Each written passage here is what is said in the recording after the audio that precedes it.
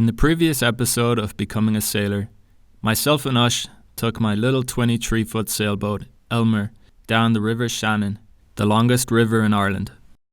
In order to travel under all the bridges, we had to take the mast down. But now that there were no more bridges to travel under, we put the mast up and we were ready to head out to the open ocean.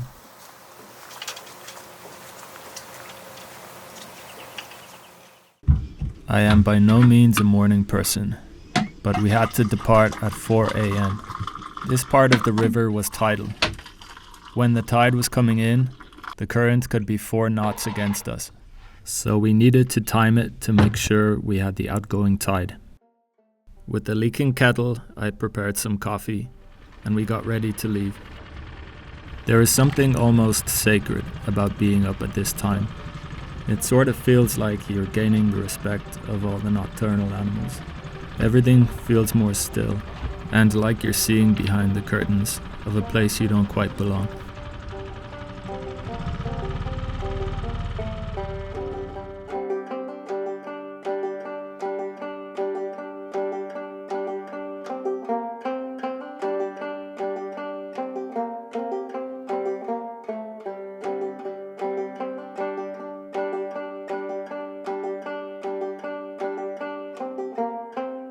The mechanical chatter of the engine was the only noise outside our breath and heartbeats.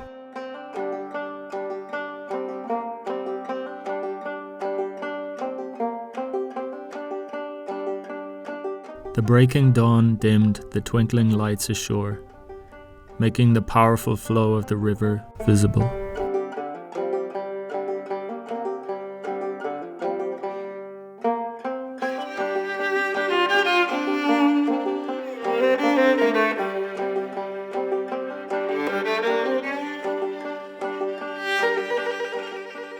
We felt entirely alone until meeting these bottlenose dolphins. They were 40 kilometers inland from the ocean. Blind in the silty water, they hunt using clicks and echolocation. The river is rich in mythology, said to be named after Shannon, the granddaughter of a mythical king. She traveled on a quest to the source of the river, a small pool connected to the other world. It was said that if you drank the magical water, you would receive the knowledge of the universe. Upon drinking from the well, the water rose up against her and drowned Shannon, carrying her body out to the ocean, forming the river and making Shannon the goddess to protect it.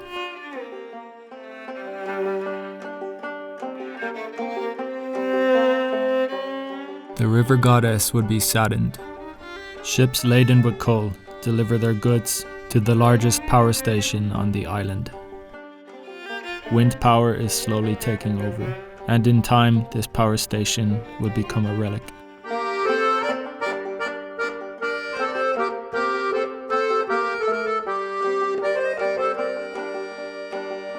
The 26-meter tower on Scattery Island has stood proudly for over 1,000 years, one of the remaining buildings from a monastic settlement.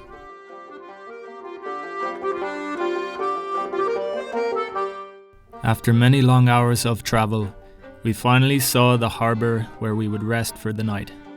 Carrigaholt Castle is an impressive 15th century tower house which guards the mouth of the estuary. We were tired but excited, and tied up beside a fishing boat on the harbour wall.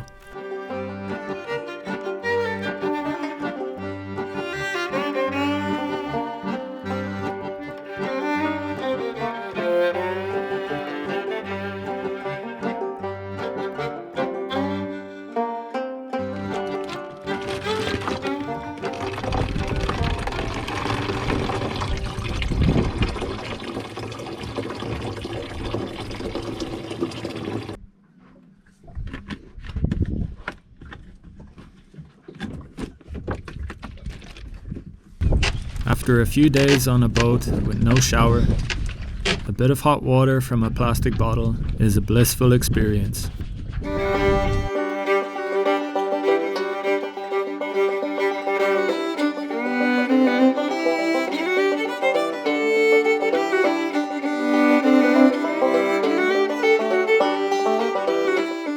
We had no life raft on Elmer, so if she went down, our best chance was to hop on board my little Zodiac. This is not recommended as these can easily flip over, but it was better than nothing.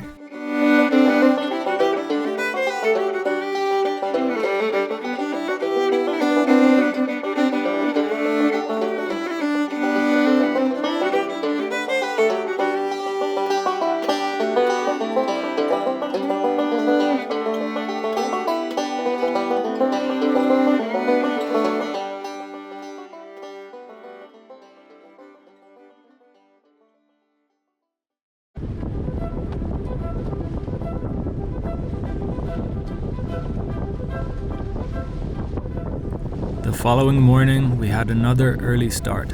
Although we were very close to the mouth of the estuary, we still needed the outgoing tide in order to escape the current.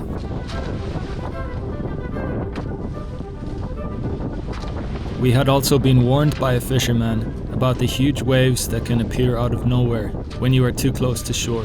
A combination of current from the river, swell from the ocean, and wind can create huge waves easily capable of sinking our boat. The swell from the Atlantic Ocean is no joke. I myself have seen waves of 60 feet smashing into the coast. We had fear, but a healthy amount, not enough to put us off, but enough to make sure we took every precaution.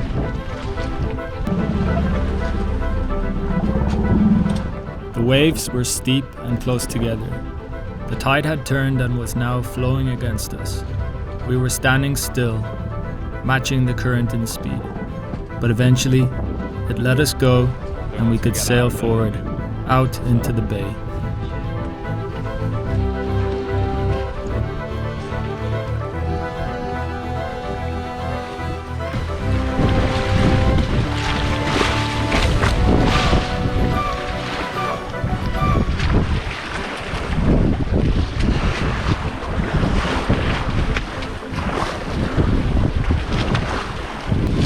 Around Loop Head. Rounding Loop Head was a huge milestone for us on our journey. Many ships, including some of those of the Spanish Armada, were lost along this coastline.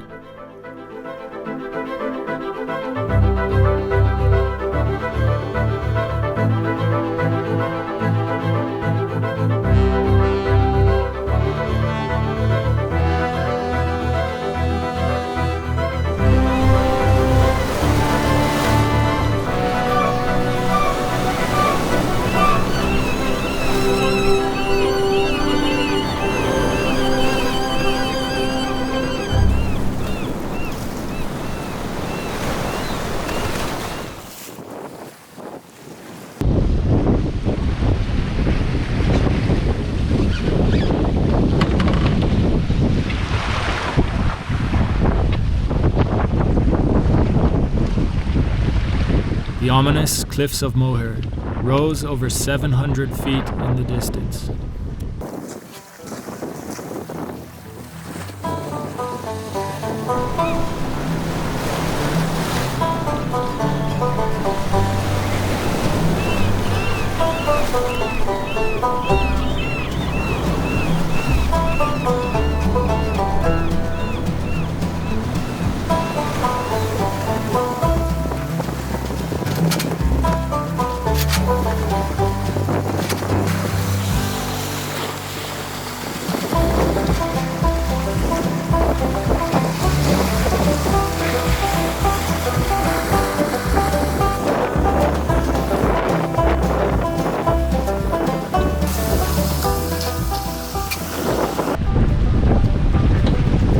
And if all this wasn't enough, we were then joined by a pod of common dolphins.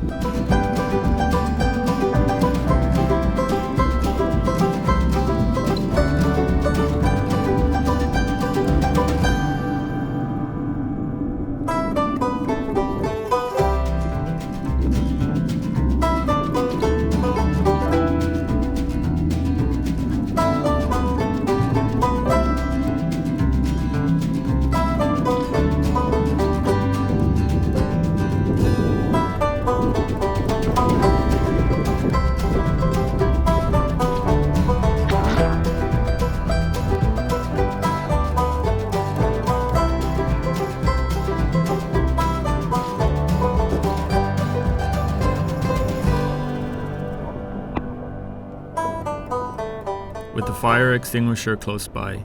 I made some more coffee, and we kicked back with a warm drink and good conversation.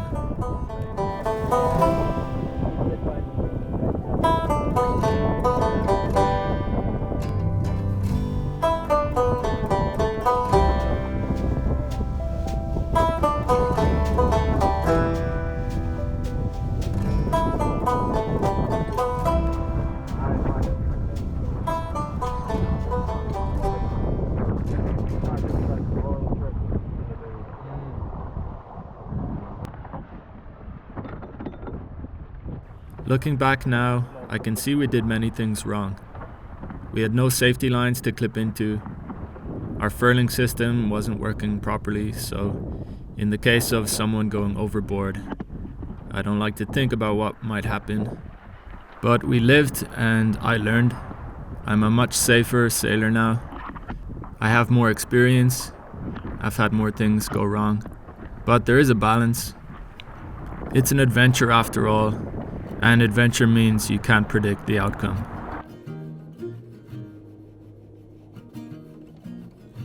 More common dolphins joined us. Common dolphins are the most abundant cetacean in the world. There's about 6 million worldwide. They don't seem to get bored of riding bow waves, and this group joined us for about 45 minutes. They cheerfully guided us along to our next port of call. We would stay the night on one of the 3 beautiful islands in the middle of Galway Bay, the Aran Islands.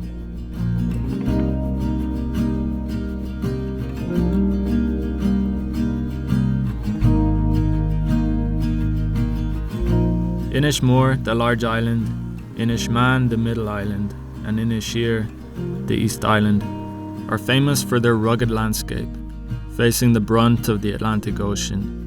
On this arrival, we didn't have the best weather. But this footage I took a couple of years previous shows that the water here can be crystal clear, like a cold water Caribbean.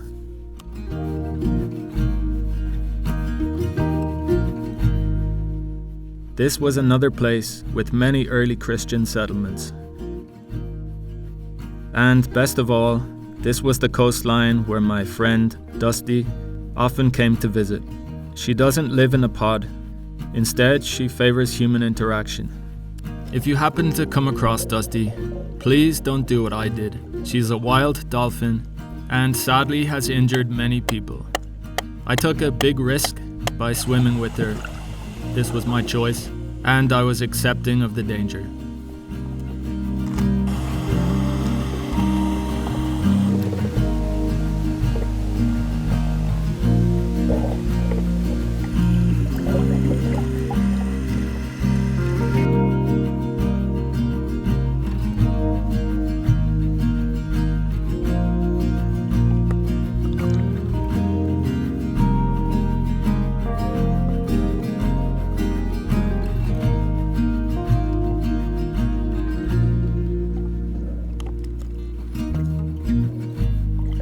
A massive thanks for all of you watching this video. I hope you enjoyed it. Watch the next episode where we leave the islands and we cross Galway Bay, completing our 100 nautical mile journey. If you would like to support the channel and encourage me to make more, please like, subscribe, and comment in the comment section. This helps the algorithm promote the video and grow the channel. Thanks for watching, and until next time, goodbye.